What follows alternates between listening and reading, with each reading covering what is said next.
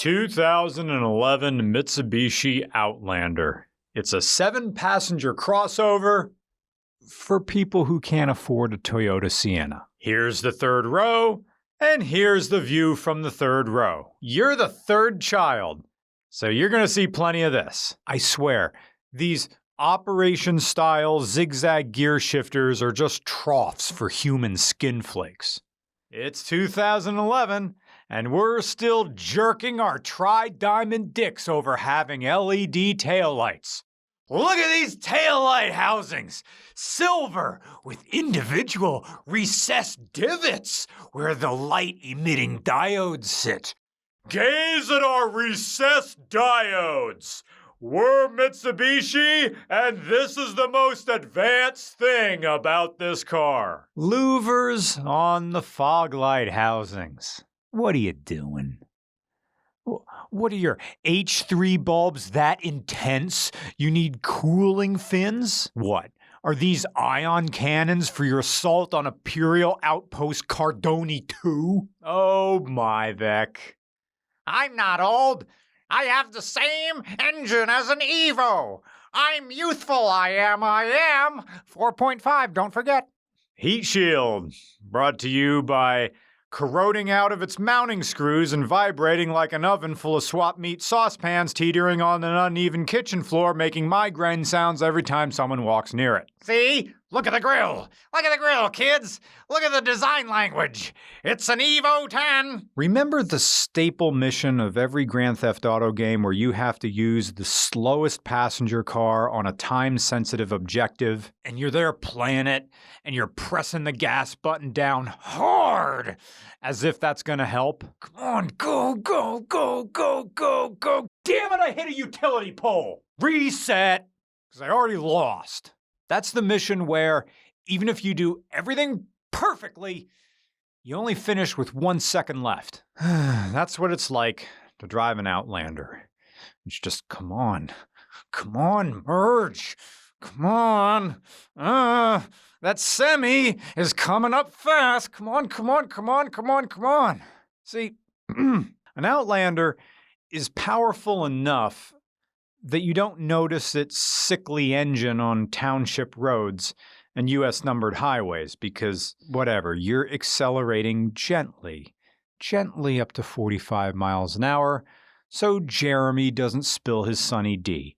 You tried to sell him on Capri Sun, but he got all cranky, saying he's a big kid now and wants to drink from a bottle, not a bag with a straw.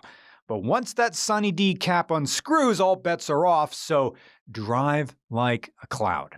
Anyway, now you're in the Outlander alone, making time, but you have to merge onto 176 to pick up 76 in Morgantown. So here we go. Foot down, and oh no, this car sucks. 2010 Mitsubishi Outlander ES. For the guy who talks too much and too loudly to ever successfully cultivate an air of mystery about himself. How do you talk about the Mitsubishi Outlander?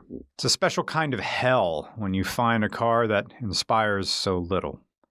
Look, I get that it's generally viewed as a family SUV, but really this is an all-purpose people mover. You ever see an Outlander at a tailgate? These things hold more sausage and alcohol than at least 3 AVN award winners. It makes way more sense for a family man, and that's who you're likely gonna see driving these things the most. But if you ever go on a bar crawl and run into the same 7 jackwads at every stop, check and see if there's an Outlander in the parking lot. Of course, 7 seats is kind of a misnomer. Yeah, there are 7 seats, but can you actually fit 7 human-sized people in here? The back seat has less than 0 legroom.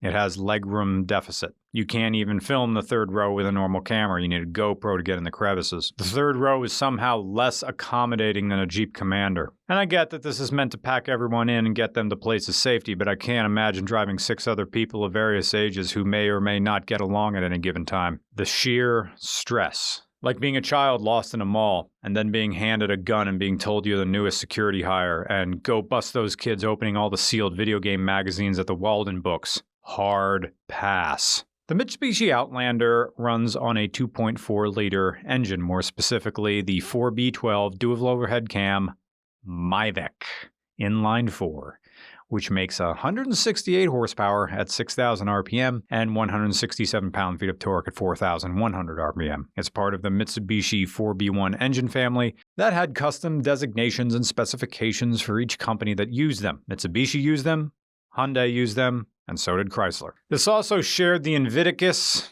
Invex, Inception, Invincible, Inglorious, INVECS 3 CVT with paddle shifters. Fake gears. Fake gears.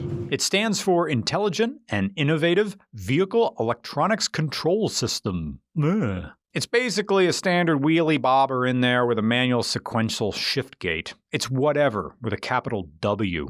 I know I'm being cynical and snarky here. There's nothing really wrong with the Mitsubishi Outlander. There's just not anything right about it. As far as the gas mileage goes, James gets about 20 miles per gallon combined. That's 2 miles a gallon better than my 4Runner does. And that's a body-on-frame enclosed truck. Mitsubishi said this gets about 25, but I guess it could get that if you're really, really careful. I mean, it's not awful, but it's not a shining beacon of fuel economy. But is anyone really expecting that out of a family-sized people hauler that isn't a hybrid? This is the official car of the mad dash to the airport. You slept in. No one is ready. Everyone is half-packed at best. And now we're all running to the gate in our windbreakers. Thighs rubbing together like two spiral-sliced honey hams, conjuring prickly heat through friction. They closed down the economy lot at Philadelphia. Thanks for that. I know something's getting built there. This is like real Pennsylvania politics right here. So the economy lot is closed at PHL. So we just leave the Outlander in the rideshare lane because it's cheaper to get it out of the impound lot than get it out of the terminal garage. Mitsubishi Outlander, why aren't you better? And the only thing this car inspires is lashes of combustible resentment. The Mitsubishi Outlander is midding all over the place. Midding. M-I-D-D-I-N-G. You know, the pleasure you get from being near a get-together but not exactly being part of it. Midding. From the Middle English word for a pile of trash near a house or dwelling. I don't even know if a word from the Dictionary of Obscure Sorrows counts as a real word, but for the purposes of the Mitsubishi Outlander, it might as well. The Outlander doesn't want to be the Honda CR-V, it just wants to hang around and take in the scenery. To be a part of the SUV crossover market while not being important enough for anybody to seek out specifically. You just sort of end up getting an Outlander. You don't wake up one morning and decide, you know what I need? You know what would make me happy? A Toyota Sienna, drawn from the memory of a focus group. History time. This was originally known as the Mitsubishi Airtrek in Japan because it transported passengers free as a bird. And that's not a reference to a post-breakup Beatles song, it was literally how Mitsubishi promoted it. But it was renamed the Outlander on the premise that it gave drivers the feeling of journeying to distant, unexplored lands in search of adventure. But it's not really an off-roader. I mean, it's fine enough for road trips, but even then I don't think it'd be anybody's first choice. This runs on the GS platform, which was co-developed by Mitsubishi and Daimler Chrysler, but it wasn't actually released until after the 2004 end of their partnership, making its debut on the second-gen Outlander in 2005 for the 2006 model year. This allows Japanese buyers to have a 7-seater without paying a higher tax on a larger engine, since this car satisfied the Japanese regulation on displacement. Yet Mitsubishi had capacity issues at their factories around this time due to a big demand increase for the Mitsubishi Lancer, which meant that the Outlander had a hard time hitting the 4,000 units per month goal that they had hoped to achieve with the second-generation model. They barely got over 2,000 units per month in the first 2 months. And while you could maybe blame the Lancer for siphoning away all the attention from the rest of the Mitsubishi fleet, you'd think the second-gen Outlander would have been exactly what the market demanded in the era of SUVs and crossovers. But there were simply better options when the second-gen arrived in the United States in 2003 to replace the Montero Sport. I would be remiss if I didn't mention the suspiciously light doors. It made me wonder what level of side impact protection this thing is getting. But apparently it uses something known as the Rise Safety Body, with RISE standing for Reinforced or Realized Impact Safety Evolution. Long story short, it's a monocoque body with a front and rear that are optimized for energy absorption along with high tensile steel reinforcing bars in the doors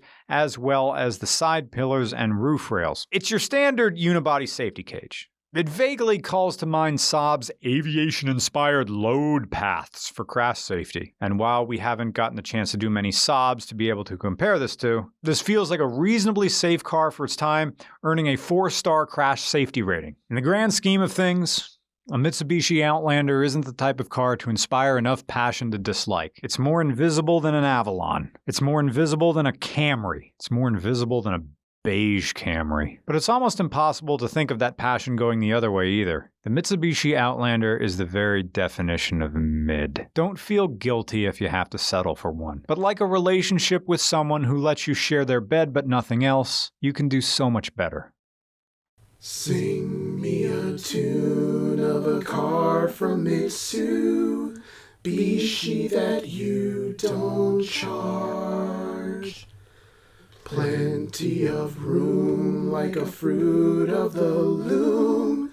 Underwear extra large. Truth is, it's not all that much to be had. Steers like a tiny barge. Sing me a tune of a car from Mitsubishi that you don't charge.